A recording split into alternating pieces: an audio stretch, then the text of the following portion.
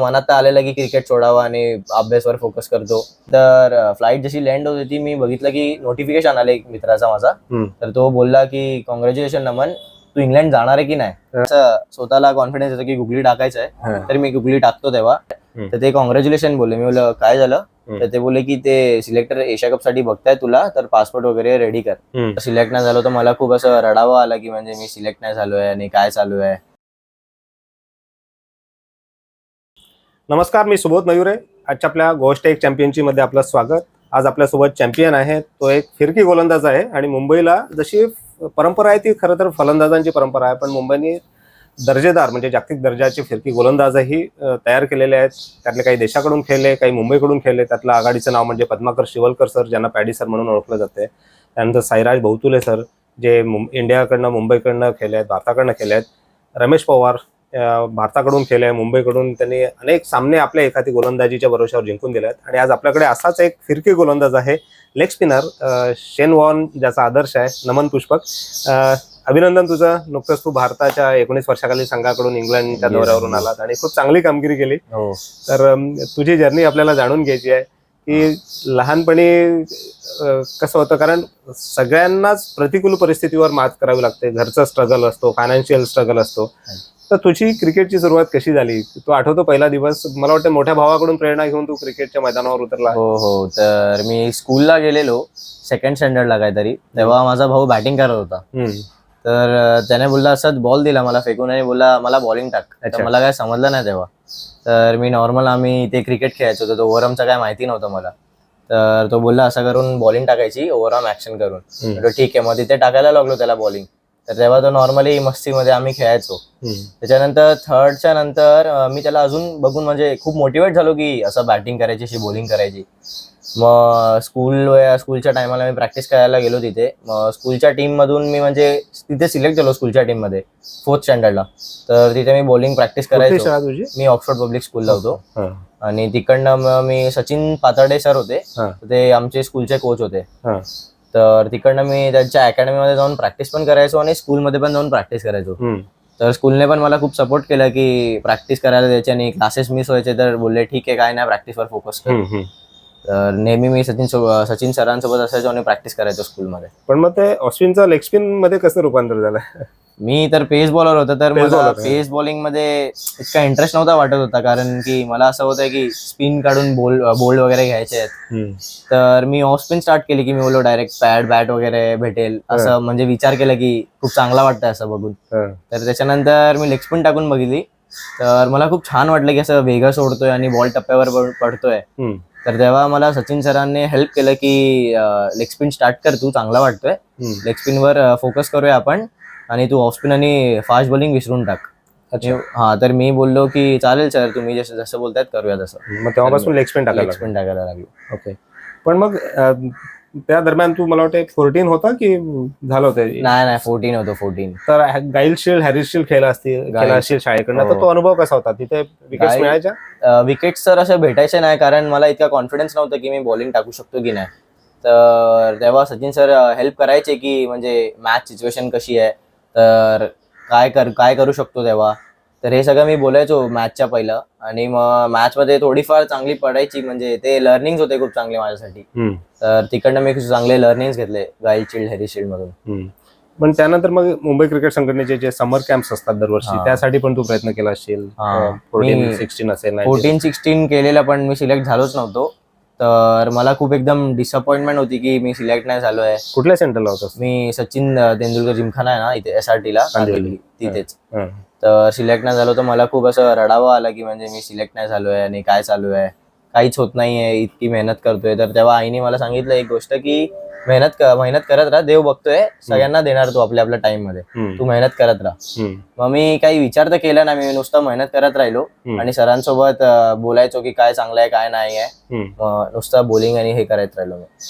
पण मग तो जो 14-16 ला अनुभव आला होता, तोच मला वाटतं अंडर 19च्या समर कॅम्पला पण आला होता, तेव्हाही तू सिलेक्ट नव्हता झाला. मी फर्स्ट इयर पण सिलेक्ट नव्हतं झालेलो. तर तेव्हा तर माझं एकदम मनच एकदम वेगळंच झालेलं की सिलेक्टच नाही होते मी, काय करतोय मग. Same centre. सेम सेंटर यासाठी 3-4 वर्ष झाले बॉलिंग टाकतोय, काहीच होत नाहीये. तर असं मनात तर आलेलं की क्रिकेट सोडावं आणि अभ्यासावर फोकस करतो. मग तेव्हा आईने बोललं की, आई खूप सपोर्ट करत होती की बिंदास क्रिकेट खेळ, मी आहे तुझ्या मागे आणि अभ्यासाची गोष्ट सोड, मी ते सगळं सांभाळेन. तर कधी कधी असाइनमेंट होते तर आई लिहून द्यायची मला असाइनमेंट रात्रभर, आणि सकाळी मी स्कूल जाऊन सबमिट करायचो. तर तेव्हा खूप सपोर्ट केला आईने पण. घरून हा सपोर्ट मिळणं खूप आवश्यक आहे. हो. आणि तसा सपोर्ट मला वाटतं फायनान्शियल परिस्थिती खराब असताना त्यावर ओव्हरकम करण्यासाठी पण आईने खूप मदत केली आहे. खूप मदत केली. ती तो आईचा त्रास तुला अजूनही आठवत असेल, त्यापासून पण मोटिवेशन मिळालं असेल. हो, खूप मोटिवेशन भेटलंय. कारण मी सिलेक्शन मॅच खेळत होतो मुंबईची बरोडावर. तर तेव्हा बॉलिंग नाही पडत होती. तर मला माझ्या भावाने रात्री मेसेज केलेला की ऑल द बेस्ट, आईसाठी कर. अच्छा. तर पुढची मॅच मी फक्त हेच केलेलं की जे जे करणार सगळं आईसाठी करणार. आणि त्या मॅचला मला 2-3 विकेट मिळाले, पण चांगली बॉलिंग, एकदम चांगली बॉलिंग पडलेली. तर मी तेच मोटिवेशन घेऊन म्हणजे करायचो की ठीक आहे, आई आहे, करणार.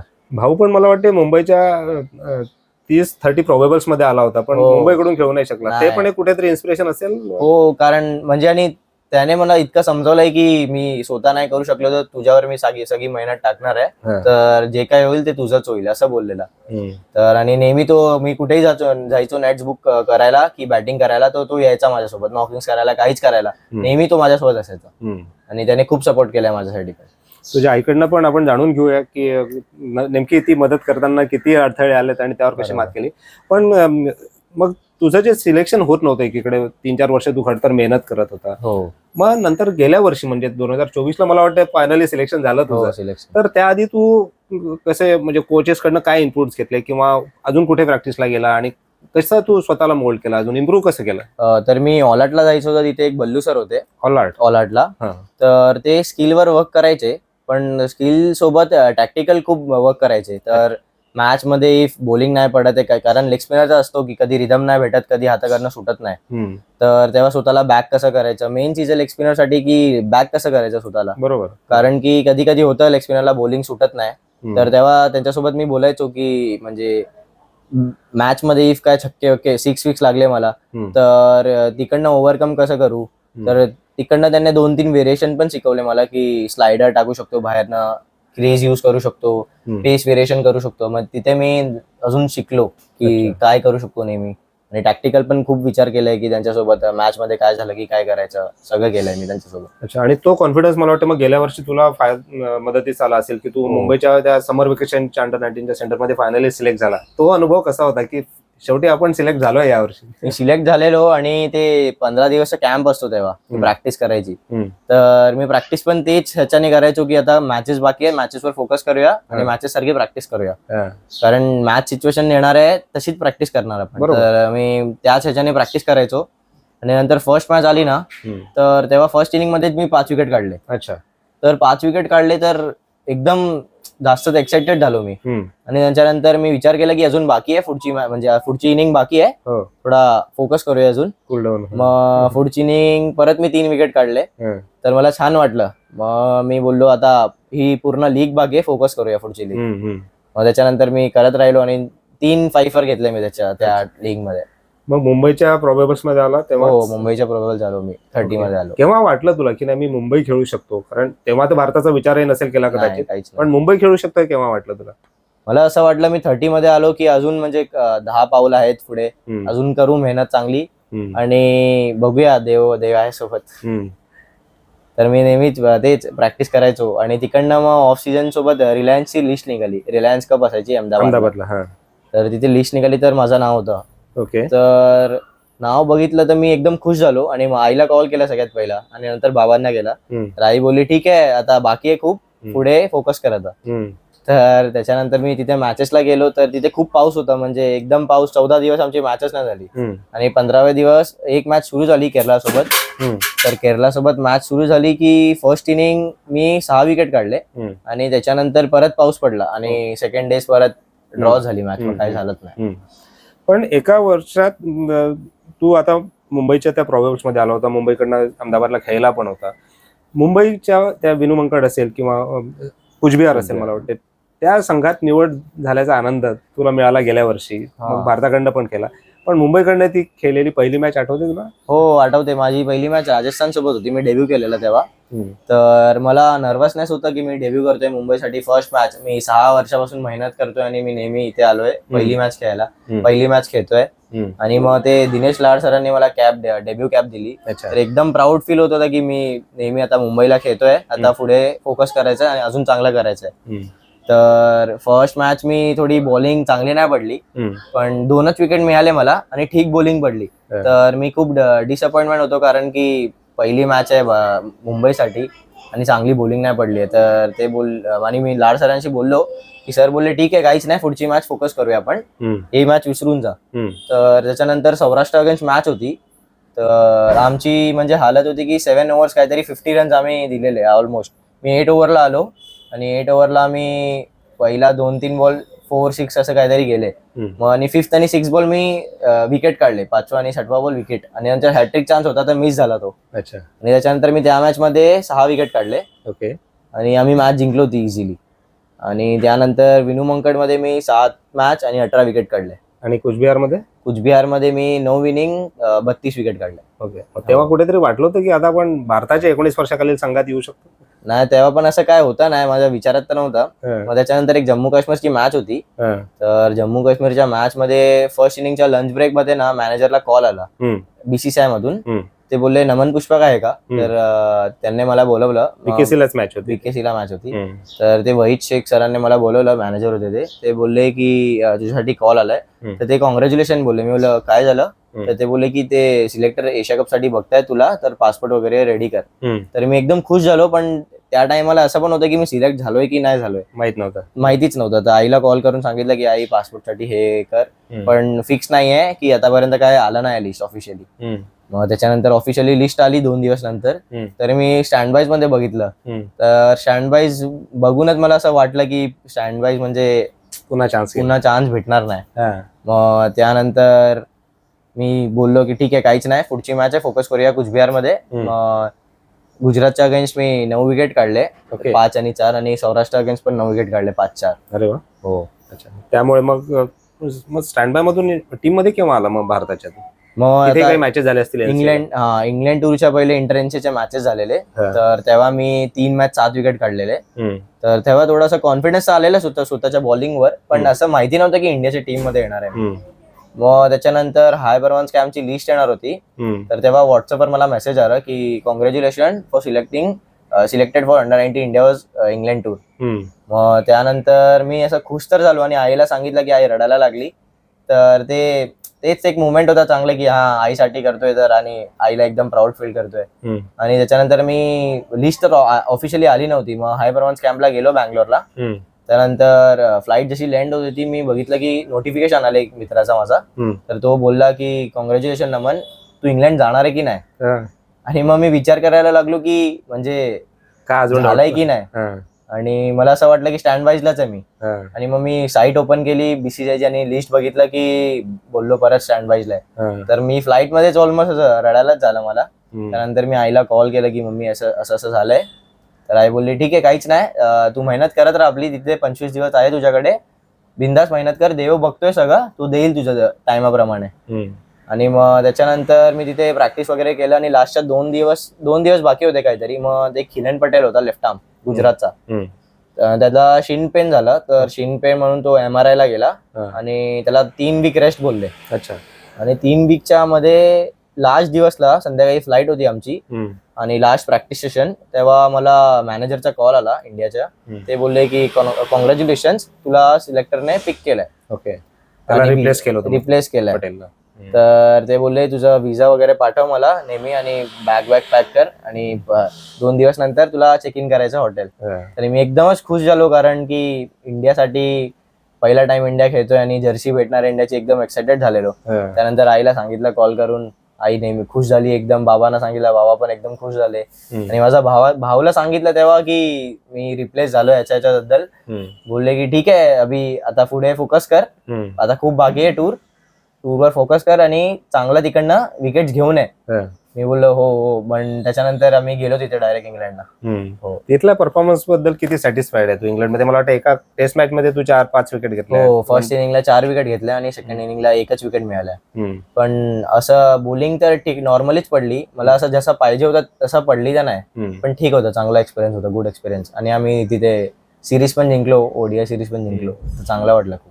तिथे भारतीय संघ म्हणजे शुभमन गिलची इंडियन टीम सध्या इंग्लंडमध्ये खेळत होती आणि हो. तेव्हा तुम्ही लॉर्ड्सवर पण गेला होता. तो अनुभव कसा होता?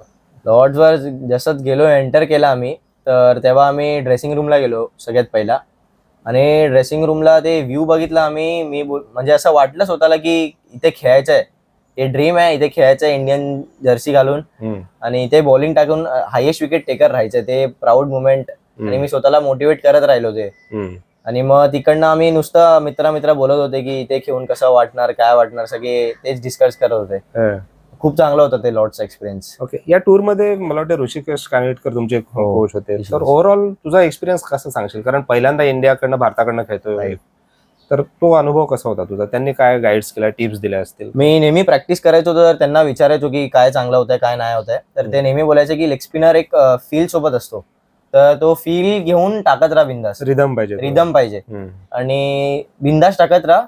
आणि काय झालं की मला विचार, तर नेहमी त्यांनी सपोर्ट केलाय मला. आणि एक राजीव दत्ता सर होते माझे स्पिनचे कोच, तर त्यांनी तर खूप बॅक केलाय मला. कारण मी कधी बॉलिंग अशी घाण पडली, डेजला एक सेशन घाण पडली बॉलिंग की ते बॅक करायचं येऊन की बिंदास टाक, जे काय होईल चांगलं होईल, टाकत राहा, चांगला वाटतंय तू. आणि ते चांगला सपोर्ट म्हणजे चांगला बॅकिंग होत होतं, म्हणून मी अजून चांगला करू शकलो. खूप चांगला वाटला त्यांचा एक्सपिरियन्स पण मला. आता त्यानंतर पुन्हा एक तुला चांगली बातमी मिळाली की ऑस्ट्रेलियाच्या दौऱ्यासाठी निवड झाली आहे आणि ऑस्ट्रेलियाच्या दौऱ्यावर जातोय शेन वॉर्नच्या देशात, ज्याच्याकडनं तू प्रेरणा घेतली लेग स्पिनर व्हायसाठी. तर किती तुला हे आहे की ऑस्ट्रेलिया जाऊन खेळायचं आहे? एक्साइटेड तर खूप आहे मी की ऑस्ट्रेलिया जाऊन खेळायचं आणि तिथे पण जिंकायचं आम्हाला. पण आता तेच आहे की फोकस करूया पुढे, जे काय चांगलं करूया बस. काय शेन वॉर्न का असं वाटलं? कारण आपल्याकडे पण लेग स्पिनर्स आहेत, पण शेन वॉर्न कडे काय अट्रॅक्ट झालं? माहिती नाही, मी स्टार्टिंगला युट्यूबवर बघायचो, तर युट्यूबवर मी बेस्ट लेग स्पिनर टाकला, तर सगळ्यात पहिला त्याचंच नाव आलं की शेन वॉर्न असं असं आहे. तर मी त्याचे क्लिप्स उघडले आणि त्याच्यामध्ये तो लेग स्पिनची ग्रिप दाखवत होता. आणि तेव्हा मी बघितलं त्याचा ग्रिप आणि मी बोललो कुठल्याही लेग स्पिनरचा इतका टर्न नाही होता, ह्याचा कसं होतंय टर्न. आणि बघितलं मी ते लेफ्टवर बोल्ड वगैरे काढतोय, सगळ्यांचे मागून बोल्ड काढतोय. आणि मी एकदम खुश झालो की त्यांना काय समजत नाही बॅट्समनला आणि हा बोल्ड काढतोय, मला पण असं बनायचंय. आणि तेव्हा तर छोटा होता, असं होतं की आयडल आहे. पण आता मी नुसतं त्यांना फॉलो करतोय की काय आहे चांगलं. पण मी ऐकलं की तू तुझ्या ग्रिप मध्ये पण चेंज केलं शेन वॉर्नची ग्रिप बघून? हो, मी थोडंफार चेंज केलेलं त्यांना बघून, तर ते हेल्पफुल राहिलं, मला बेनिफिट होतं म्हणून मी तेच ठेवलेलं. आपण बघूया तुझ्या तो बॉल बघूया. हो, बॉल ठेवून वाईट. हा, कुठलाही चालेल, वाईट चालेल. हा गोकापुराचा बॉल होता. हा, या बॉलनी खेळलात तुम्ही? हो, तिथे. तर काय सांगशील तुझी ग्रिप स्ट्रॉक बॉल कुठला तुझा आणि शेन वॉर्नच्या ग्रिप मध्ये तू स्वतः काय बदल करून घेतले? माझी ग्रिप थोडी वेगळी होती, मी असं सरळ पकडून टाकायचो, तर शेन वॉर्नला बघून मी थोडा सीमवर आणायचो हात दोघं आणि थर्ड फिंगर इथे लावून टाकायचो. तर ते बघून मला खूप असं बेनिफिशियल वाटलं. अच्छा. आणि तुझा विकेट टेकिंग बॉल कुठला आहे? ग्रिप कुठली आहे? रिव्हील नाही करायची तुला? असं तर नाही, मी विकेट टेकिंग नाही, पण मला असं स्वतःला कॉन्फिडन्स येतो की गुगली टाकायचं आहे, तर मी गुगली टाकतो तेव्हा. आणि इफ विकेट नाही भेटली तर डॉट बॉल चान्सेस क्रिएट होतात, पण चांगलं वाटतं. हो. आणि बॅटिंग बद्दल तू किती सिरियस आहेस? कारण आजचं क्रिकेट फक्त बॉलिंग किंवा बॅटिंग नाही आणि फिल्डिंग पण तेवढीच महत्वाची आहे. तर या दोन्ही ऍस्पेक्ट कडे कसं बघतो? मी पहिलं तर नुसता बॉलिंग टाकायचो, बॅटिंगवर काय फोकसच नव्हतं केलेलं. नंतर लास्ट 6 महिन्या अगोदर म्हणजे माझ्या भावाने सांगितलं की बॉलिंगसाठी काहीच नाही होणार, तू बाकीच्या बॉलर्सला पण बघ, ते बाहेर बसलेत कारण त्यांच्याकडे बॅटिंग नाही आहे. बरोबर आहे. तर मी बोललो बरोबर आहे, पण नंतर मी इतका सिरियस घेतला नाही. नंतर तो माझ्यासाठी नेटबुक्स करायचा, नेटसाठी, आणि तिथे नॉकिंग जायचा माझा, म्हणजे खूप मेहनत घेतली भाऊ. हो. अच्छा. आणि मग त्यांनी मेहनत घेतली की करून घे बॅटिंग, इतका तर नाही बॅट्समन सारखी कर, पण कर बॅटिंग. बरोबर आहे. आणि मग तिकडनं मी थोडीफार बॅटिंग चालू केली. आवश्यकता पडली तर बॅटिंग करता आली पाहिजे मॅच मध्ये. आणि फिटनेस साठी काही वेगळे तू करतो? एमसीए अर्थात सगळं प्रोव्हाइड करत असेल, पण तू स्वतः अजून काय एफर्ट्स घेतोय? मी म्हणजे एमसीएच्या पहिले मी रोज जिम, म्हणजे वीक मध्ये 3 दिन जिम करायचो, 3 दिवस, आणि 2-3 दिवस कंडिशनिंग पण करायचो चांगली. आणि मी ते रोज केलं, ऑलमोस्ट 2-3 महिने केले ऑफ सीझनला. चांगलं वाटलेलं ते खूप, म्हणजे फिटनेस खूप गरजेचं आहे असं. बरोबर आहे, खूपच गरजेचं आहे. एक एक स्टेप तू चढत गेलाय, मुंबईकडनं खेळलाय, अंडर 19 भारताकडनं अंडर-19 खेळला, आता पुन्हा ऑस्ट्रेलिया विरुद्ध अंडर-19 खेळणार आहे. पुढच्या वर्षी वर्ल्ड कप आहे 19 वर्षाखालील, तो खेळायचं तुझं अर्थात स्वप्न असेल. बरोबर. पण अजून काय ठरवलंय की हे माझं अल्टिमेट गोल आहे? प्रत्येकाचा मुंबईत जो क्रिकेट खेळतो त्याला मुंबईची रणजी ट्रॉफीची कॅप घ्यायची असते किंवा मुंबईकडनं खेळायचं असते, सिनियर टीम कडून भारताकडनं खेळायचं असते. तू काय गोल ठरवले आहेत? कारण तू आधी ठरवलं होतं, 3-4 वर्ष खूप स्ट्रगल केला, पण मग या टप्प्यावर येऊन पोहोचलाय. आता पुढच्या 3-4 वर्षानंतर कुठे बघतोस स्वतःला? मला तर असं आहे की मी स्टेप बाय स्टेप जाणार आहे. तर आता मला ऑस्ट्रेलिया टूरवर फोकस करायचं खूप, आणि गोल बोलणार तर ऑफकोर्स सिनियर इंडिया टीम आहे. ते इंडिया टेस्ट टीमची कॅप पाहिजे, म्हणजे खूप चांगली गोष्ट आहे, एकदम ते प्राऊड मोमेंटच आहे. तर ते विचार करून पण असं स्वतःला मोटिवेट करत राहतो, म्हणजे चांगलं वाटतं खूप ते विचार करून पण. ओके, एक शेवटचा प्रश्न विचारतो की या जर्नीत तुझ्या आई वडिलांचा खूप महत्वाचा रोल राहिला तुला मोटिवेट करण्यात, खास करून आईने खूप मेहनत घेतली आहे. अजून तुला कोणाला क्रेडिट द्यावंसं वाटते तुला की तू इथपर्यंत पोहोचलायस? माझे एक 2-3 एकदम म्हणजे एकदम क्लोज सर आहेत. मी म्हणजे तेव्हा प्रॅक्टिस नाही भेटायची तर त्यांच्याकडून जायचो. ते फीस पण नाही घ्यायचे माझ्यासोबत. अच्छा. तर एक सचिन पाताडे सर आहे, ते गोराईला असतं त्यांची प्रॅक्टिस. तर त्यांनी खूप मेहनत घेतली माझ्यासोबत, आणि तिकडनं मी लेग स्पिन स्टार्ट केला. त्यानंतर एक राहुल सावंत सर आहे, ते मला KKR ला घेऊन गेले नेट बॉलिंगला, म्हणजे ऑल आर्टला. तर ते राहुल सावंत सर आहे एक, अजून एक अभिषेक सर पण आहे, आणि एक बल्लू सर आहे. ओके. हो, तर तिथे ऑल आर्टच्या अकॅडमीचे सगळे सर बेस्ट होते तिथे. मला खूप चांगले ट्रीट केलं एकदम. सगळे सरांनी मला एकदम चांगलं शिकवलंय. खूप चांगले होते तिकडचे कोचेस. निश्चितच तुझी जर्नी जी आहे खूप लवकर तुला यश पण मिळालं आणि खूप उशीर पण लागला असंही म्हणू शकतो, कारण स्ट्रगल खूप केलाय. कारण जेव्हा सिलेक्शन व्हायला पाहिजे होतं तेव्हा झालं नाही, कारण ते 3-4 वर्ष मग पुढे वाढलं. जर तेव्हाच सिलेक्शन झालं असतं तर कदाचित अजूनही तू लवकर खेळू शकला असता. पण निश्चितच इतर आता सगळ्या देशातले क्रिकेटपटू येतात अंडर-19च्या टीम मध्ये, आणि मुंबईचे तुम्ही 3-4 जण आहे. आयुष पण तुमचा कॅप्टन होता. तर मुंबईच्या क्रिकेट आणि देशातल्या इतर क्रिकेटपटूंचं क्रिकेट यामध्ये तुला काय फरक वाटतो? म्हणजे माइंडसेट मध्ये असं वाटलं की इंग्लंडमध्ये जाऊन मी खेळलो तर तेव्हा दिवसामध्ये म्हणजे 3 वेदर असायचे. एकदा पाऊस पडायचा कधी पण, एकदम थंडी आणि एकदम गरमी. तर फर्स्ट सेशनला आम्ही स्वेटर घालून सगळे खेळायचो, आणि अर्ध्या तासात इतकी गरमी की आम्ही स्वेटर काढायचे सगळे. आणि कधी तर असं म्हणजे इतका जोरात पाऊस की मॅच बंद व्हायची. मग मॅच चालू झाली, परत ते मॅच बंद व्हायची. मग ते चांगलं वाटलं की सेशन मध्ये काहीतरी शिकायला भेटलं, की मध्ये बंद होऊन परत जायचं आतमध्ये, सेम माइंडसेट ऑन ऑफ व्हायचं. पण ते चांगलं वाटलं, शिकायला भेटलं खूप चांगलं तिकडनं. पण आपल्या भारताच्या संघात जो मी विचार करतो की मुंबईचे तुम्ही 3-4 खेळाडू होते, इतर राज्यातले काही खेळाडू होते, तर त्यांचा विचार करण्याच्या पद्धतीत म्हणजे त्यांचा माइंडसेट आणि मुंबईच्या खेळाडूंच्या माइंडसेट मध्ये काय तुला फरक वाटला? की मला असं वाटलं की मुंबईचे आपण म्हणजे जे 3 लोक आहे ते एकदम खडूस क्रिकेट आहे आमच्याकडे, आणि बाकीच्यांचे इथे आहे क्रिकेट असं चांगलं आहे, मी असं नाही म्हणत की नाही, पण तिघांचा माइंडसेट एकदम वेगळाच असायचा की डॉमिनेट करायचा, नुसता डॉमिनेट करायचा. ओके. आणि बॅटिंगच्या वेळी आली की सोडायची नाही, म्हणजे स्वतःच्या विकेटवर प्राइस टॅग. आणि सगळ्यांचे असंच होतं, बॅट्समन आणि बॉलर, की डॉमिनेट करायचंच आहे, गिव्हअप नाही करायचं, चान्सच नाही. आणि मला खात्री आहे की तू गिव्हअप नाही करणार आहे जोपर्यंत तुझं जे अल्टिमेट गोल आहे की इंडियाची टेस्ट कॅप अर्न करायची आहे. तर त्यासाठी हार्डवर्क करत राहा, मेहनत करत राहा. ऑस्ट्रेलिया सध्या तरी तुर्तास ऑस्ट्रेलिया दौऱ्यासाठी तुला खूप खूप शुभेच्छा देतो. तुझं ते स्वप्न पूर्ण करू त्यासाठी तू कठोर मेहनत घेतोच आहे. तर आज आपल्या या चॅम्पियनच्या गोष्टीच्या या कार्यक्रमात आज आपण इथेच थांबूया. त्याला शुभेच्छा देऊ की भारतासाठी दर्जेदार लेग स्पिनरची आवश्यकता आहे. आपण बघतोय की मोहम्मद सिराज सारखा, प्रसिद्ध कृष्णा सारखा, त्यानंतर बुमराह सारखे वेगवान गोलंदाज भारताला मॅचेस जिंकून देतात, पण मॅचेस जिंकून देणाऱ्या स्पिनरची पण आपल्याला आवश्यकता आहे. आणि भविष्यात जर नमन भारताकडनं कसोटी क्रिकेट खेळताना दिसला तर मला आश्चर्य वाटणार नाही. त्यासाठी शुभेच्छा देऊया. आज इथेच थांबूया. नमस्कार.